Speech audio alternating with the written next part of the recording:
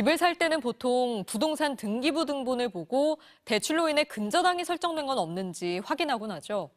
그런데 깨끗한 등기부 등본만 믿고 집을 샀다가 전 재산을 날리게 된 피해자들이 끊이질 않고 있습니다. 제보는 MBC 원석진 기자가 취재했습니다. 61살 김모 씨가 지난 2017년 구입한 경기도 고양의 한 다세대 주택입니다. 지역 신용협동조합에서 집을 담보로 대출을 받은 기록이 있었지만 모두 되갚아 근저당권이 말소됐다는 등기부 등본을 믿고 사들였습니다. 하지만 1년 5개월 만에 김 씨는 뜻밖의 연락을 받았습니다.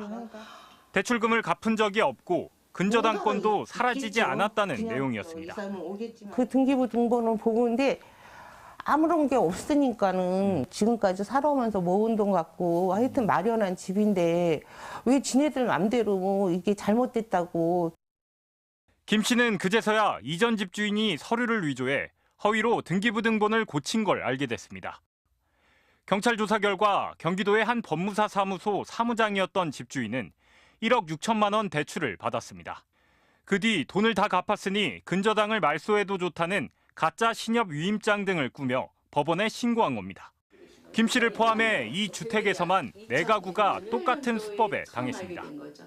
잘못된 서류를 제출해서 등기부에서 이걸 접수해서 저희들은 그 등기부를 보고 집을 구매했던 건데 등기부에서 이걸 더 확실하게 잘 구분했었더라면.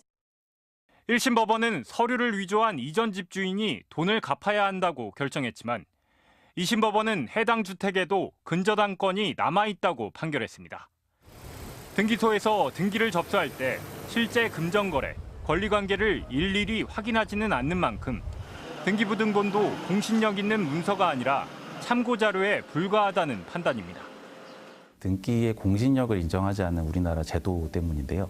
나중에 실체적 권리관계와 일치하지 않는다는 사실을 알게 되면 이제 피해자가 계속 나올 수밖에 없는 그런 구조입니다.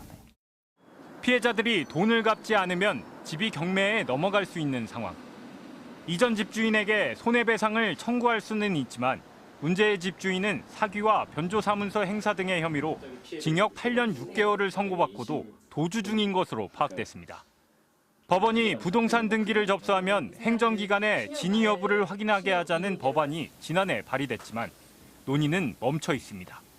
MBC 뉴스 원석진입니다.